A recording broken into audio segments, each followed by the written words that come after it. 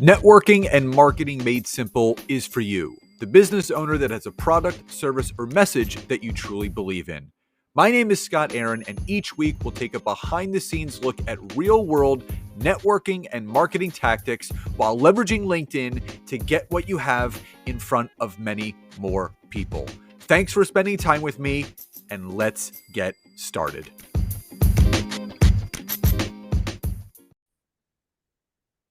Hey everybody, welcome back to another episode of Networking and Marketing Made Simple. Super excited for today's episode for a number of reasons. Number one, I got another interview coming at you, and this is going to be an important one because it's about growing your podcast. And obviously you guys have been following this podcast for quite some time, and I have an expert on with me today to tell you all about how that's done.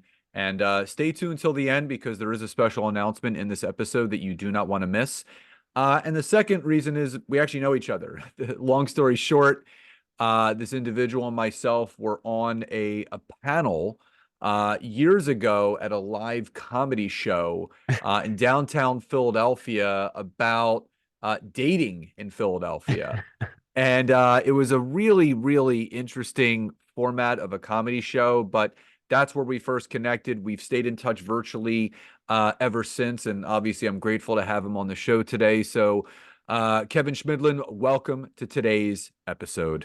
Scott, it's an honor to be here. It's freaking great to see you again. We're talking about something different this time. We're not talking about dating, but Yeah. so pumped to dive in, and thanks for having me. Yeah, a lot's changed for me. I mean, I'm married and, all that fun stuff. And I do remember, I started to follow you on Instagram and on social. And I remember you and I really connected at the show after, the comedy show was over. You and I really connected on the fact that, we were both podcasters and, Yep. Obviously, your brand is Grow the Show and you're doing such amazing things for people. So let's rewind the tape before we talk about everything that you're doing now. If you could go back and hone in on, I guess, a moment or a catalytic event that you remember being the moment for you that kind of set you on this path of growing your podcast and teaching others how to do the same thing. What was that moment for you? Yeah, so it was, I can remember it vividly. It was about 6 months before you and I met. So we met I think it was the fall of 2019, around then. And 6 months before that, I was this close, and for those of you who are listening, very close to giving up. At that point in time, I had a podcast called Philly Who. It was about, our hometown, Philadelphia. And in early 2019, I had been podcasting. I had been making the show for about 6 months, and I was totally burnt out. I had actually left my full-time job to pursue the show. Totally don't recommend that. It was totally premature. And I had spent 6 months burning through my savings, trying to be a quote unquote full-time creator. Nobody said that then, but that's what I was doing. And so for that first 6 months as a podcaster, I was cranking out episodes every single week. I was spending tons of time. Remember, I had gotten rid of my full-time job. So my full-time job was to create and grow my podcast. And I got the create part down, but I could not figure out how to grow it. I was perplexed. And when you're in that situation, it's frustrating because you're doing everything that you look around you and you see that other podcasters are doing, right? You're publishing on social media, publishing, new episode, listen now. You're getting into, groups on LinkedIn or on Facebook to promote the show. You might even be trying to, guest on some podcasts. And yet every single week you have the same amount of downloads. So I had made such a big deal to everybody in my life when I left my initial job that I was this podcast entrepreneur now, that in that moment, I had a choice. I could either call back my old boss who told me, let me know when you want your job back, when I told him I was leaving a software job to be a podcaster, or I could try to, I don't know, give it a little bit more time. And so that's actually what I did. In early 2019, I put Philly Who on hold. So I stopped publishing episodes. I broke the consistency rule, put it on hold, and I spent 6 weeks and I studied. I listened to every single podcast on the top 100 charts, took some courses, read some books, got in touch with some big podcasters, asked their advice. And what I learned is that the internet is very good at teaching you how to launch a show, but not so good at teaching you how to grow a show. And so I learned the early formings of what I would later codify into the Grow the Show methodology, which is what I do now full time. In that period of 6 weeks where I was just studying, brought Philly Who back And within a year, the show had garnered 100,000 downloads, which is a big deal for a local show. And I had generated about 120K in monetized revenue. And so when we met, I was living the life, man. That was like 8 months into finally figuring out the show. I was, making good money off of the show, off the podcast. I was doing things like dating panels. And then, fast forward a little bit, I wound up helping other podcasters to achieve what I did. And now I have a specialty in helping business owners.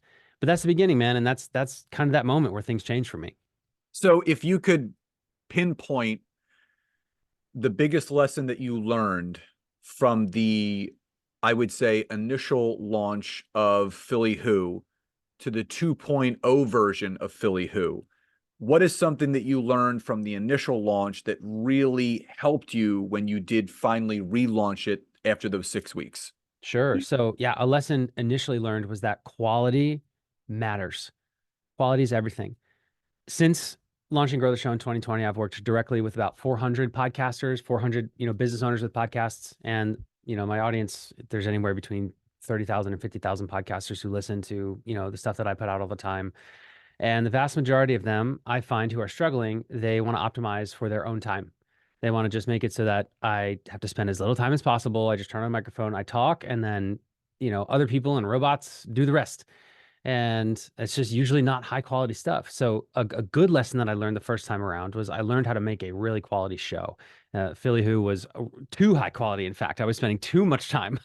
So I kind of started on where the pendulum was on the other side. I was spending actually too much time editing, but I really got to know the craft of how to put a great intro together, like how to make it so that when you press play on an episode, people are immediately hooked in what you're talking about and learning how to get people to stick around. So I'm grateful for that. And like I said, I wound up taking the pendulum a little too far and I didn't understand that you have to spend time on marketing your show and spend time on growth and monetization and those types of things. But I was, through that 6 months of going really, really hard on quality, I was able to kind of put that skill in my back pocket. And then once I learned how to grow, the show really worked. Is there some misconception that you thought initially about what it meant to be a podcaster was compared to when you got under the kimono of being a podcaster? That thought completely dissipated. It's not what you thought. It was actually the opposite. Yeah, so there's actually like two levels to it. First is the first thought that, really early on I believed was, if you put good content out there, people will it'll find people. And that there's a lot of advice around podcasting and content where it's like, if you build it, they will come. And that's not to take away from quality. Like quality is like having good content is table stakes, right? Your content needs to be good. It needs to hold attention. It needs to make a promise. It needs to deliver on that promise. That all takes skill, but that just gets you in the door, right? So a podcast that doesn't have good quality will never grow, no matter what you do to it. A podcast that is really high quality, you still need to do things to make it grow, right? But the quality alone isn't going to make it grow. So in that 6 month period where I was cranking out amazing, like cinematic quality episodes, I was perplexed and I thought, what the heck? This is so good. Why isn't this growing? They say put out a great show and it'll find your audience. Totally not true, specifically in audio podcasting. And then the second lesson that I learned was about the nuances of actually promoting an audience. And so I can go into that if you want, but that was kind of level two of learning how to, be a podcast master. The big thing, because, my wife and I, we teach people, how to start their podcast on their own. And, there's been so many horror stories that I've heard of where people are spending all this money on, producers and editors and this. And can you kind of just debunk the fact that, again, it's easier once you kind of get into it, but can you, like, that person that's listening to this episode that still has that narrative, oh man, I can't start a podcast, that's too hard, that's too difficult. What's your message to that person that has that narrative and that thought? Yeah. So it's not as easy as you just put on a microphone and just talk. Like, so there's two camps. There's people who think that, and then they start podcasting and they're in for a rude awakening. Then there's the other side of the table, right? The other folks that are like, that all sounds too hard. And what I'd say to that is, it is a challenge. It is something that will test you, right? It will push you. It will make you uncomfortable in certain places. But in my opinion, there is no more efficient and there's no more meaningful way to build an audience than a podcast, because this is the only medium where people will give you 20 minutes to 3 hours of their attention. Everything else is a bloodbath for how can I make this video, take this video from 10 seconds to 6 seconds, right? And you just can't build trust. You can't go into nuance when you do it that way. But with podcasting, it's this weird little medium that across the past 10 years, as you know, the online landscape has evolved, people still will tune in and give you 20 to 60 to 120 or more minutes of their time to really dig into a topic. And when they do that, and when they listen to your show each and every week, man, you're really building some strong relationships at scale. So there are some hurdles, but it is totally worth it.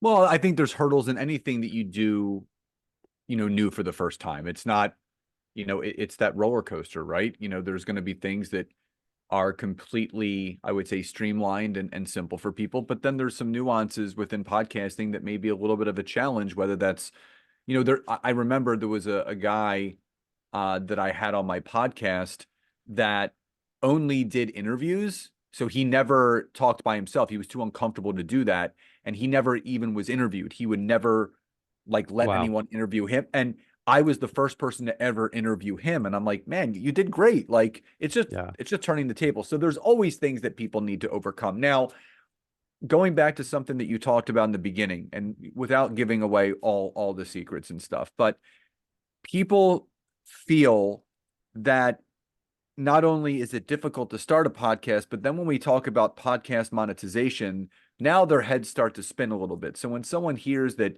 you turned on the monetary faucet to your podcast and it was making six figures, can you kind of break down a little bit for the audience the multiple ways that you can monetize a podcast? That, again, it doesn't have to be your full-time income. It could be a little side income. It could be part-time. Can you break that down a little bit just so there's a little bit more clarification behind it? Of course. And by the way, the show could pay for itself if you do it this way. Here's the big secret. I'm here to give away the secrets, right? If you want more from me, I'll tell you later how to get it. But here's the big secret. I get asked this question all the time. How do I monetize my podcast? Terrible question. Why? Because let me ask you this. At what moment is your podcast monetized, right? At what moment in time do you go from a podcast that is not monetized to a podcast that is monetized? And listener, I'm sure in your head you said, well, when I make money, right? Okay, cool. Here's the next question. Who is paying you? Now, usually the listener will say, well, I guess sponsors. And I'm like, okay, that's one option, but let's go down that rabbit hole. Who's paying them? Sponsorship is nothing but other companies paying you in advance for your listeners to buy their stuff. The only reason a company is going to sponsor you is because they want your listeners to buy the stuff that they are selling. And they're going to pay you in advance for that, or maybe they won't. Maybe they'll pay you after the sale is done. That's called an affiliate deal, an affiliate relationship. And by the way, if you bring on a sponsor and they pay you in advance for people to buy their stuff and none of your audience buys their stuff, they're not going to be your sponsor for long. The other option, the other way to monetize a podcast is to sell something directly to your listener base, right? Where you make something and they buy it from you. And that's basically the only two ways, which if you really think about it, they boil down to one way, which is getting your listeners to buy something. So when somebody says, what are the many different ways you can monetize a podcast? My answer is there's actually only one way. And that's by converting your listeners to customers of something, right? Getting them to buy something. So for the Philly Who example, I got basically people bought Philly Who merchandise. I did indeed have sponsors and I made sure that my listeners bought their stuff. I threw live events, right? Live in-person interviews. People bought tickets to that. And there were several other ways as well. With my current shape of my business, most of my monetization for my podcast, Grow the Show, comes from customers, right? People who hire me, join my program, join my mastermind, whatever it is. And so anybody who has a podcast who hears my voice right now, if your question is, how do I monetize my podcast? That's going to be difficult to answer because it's right. So it's so freaking abstract. Better question is, what do my listeners want to buy that I can get a cut of? Oh, it's such a great question because my wife and I talk about this all the time, that why would you pitch and promote health and wellness type products to people that are not into health and wellness? You're not going to, but if you have a listener base that is very conscious of their health and wellness, and then you're promoting either someone else's health and wellness products or your own, you have a better chance of converting those sales. So the audience that you build and the listening base is really what's going to determine if something is or is not going to be monetized. Now, people talk about the one thing that we always speak about is pod fade, which Mm. again, you chose to have a 6 week sabbatical, but and that was for good reason. You came back strong and obviously have been consistent ever since. But you and I both know so many people get excited in the very beginning about starting their podcast. They get their first couple episodes out there, and then they see the inner workings of what it actually takes to maintain one, this, that, or the other. What are your best tips for people that are currently experiencing pod fade, which for those that don't know what that is, it's basically you start your podcast, you're releasing an episode a week, things start to ramp up, life and business gets in the way, then you start moving to every other week and then once a month, and then you stop altogether. So what are some things that people can do to stop that evolution of pod fade to remain consistent with their messaging so obviously they can then monetize their podcast? Right. So in my experience, like I said, I've worked directly with 400. I've had 4,000 conversations one-on-one with podcasters over the last couple of years. What I found is that pod fade is really that happens when people give up when they've gone too long, but since they've gotten a reward, right? So they've put in all this work into publishing an episode and they really didn't get any sort of reward out of it, right? It did nothing, it didn't feel good, right? There's no moment where they're like, ah, wow, I'm really glad that I did this.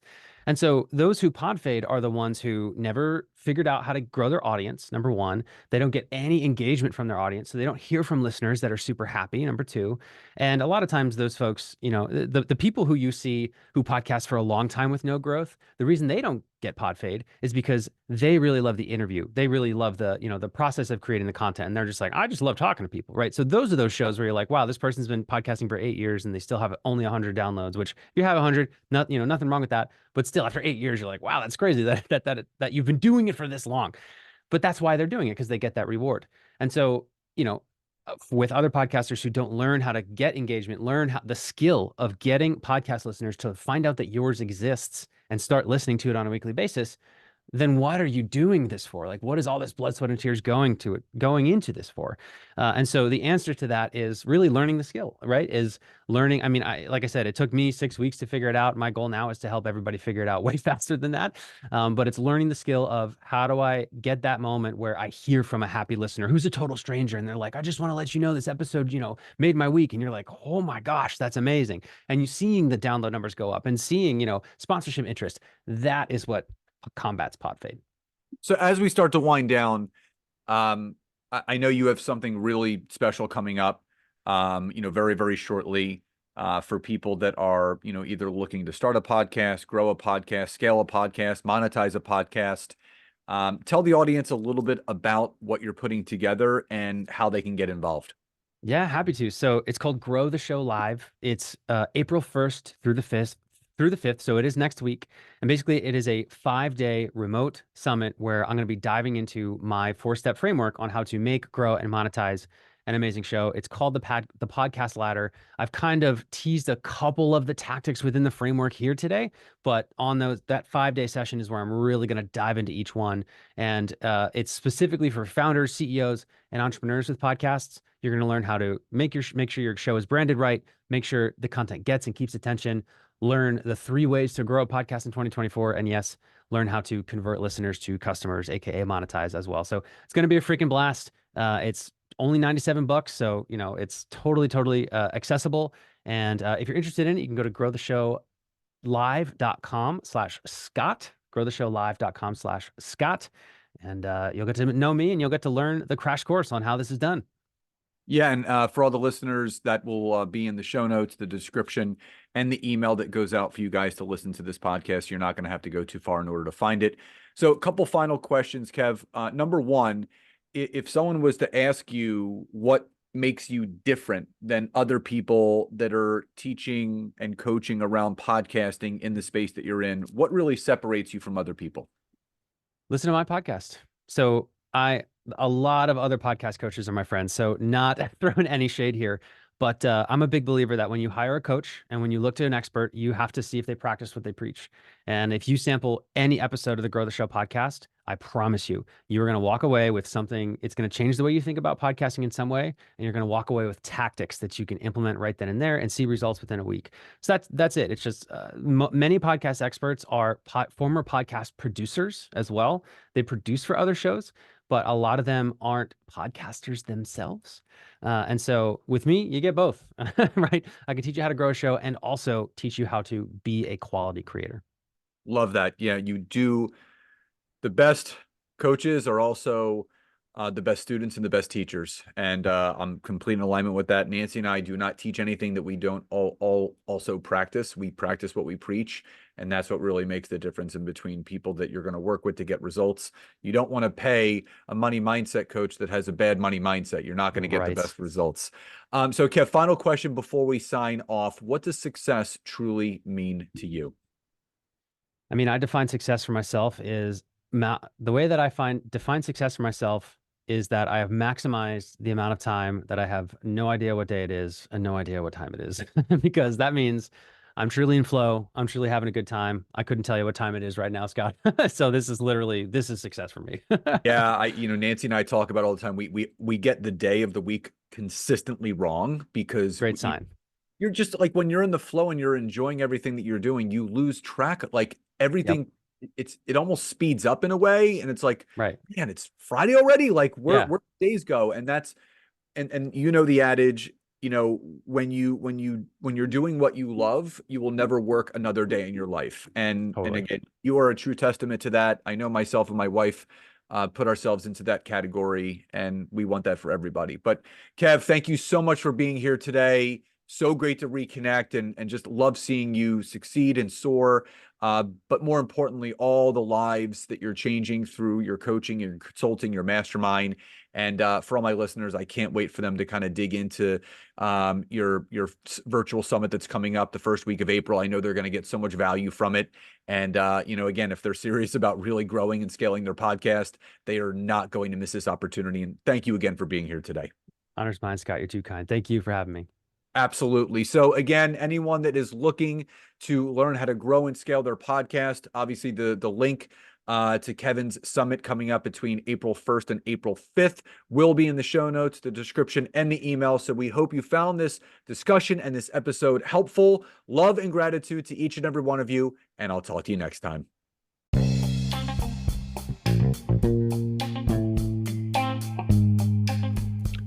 Thank you so much for checking out today's episode. If you could, please support this podcast by hopping over to Apple Podcasts, Google Podcasts, Spotify, or any place that you're listening to this. Leave us a rating and review. Let us know what you loved most and what you would like to hear more of. But also, if you would like to learn how to take your business to the next level, whether it's using LinkedIn or working directly with myself and Nancy in our intimate group coaching programs, you can head over to www.thetimetogrowth.com or scottaaron.net to learn more. Thank you again for your support, love, and gratitude, and I'll talk to you soon.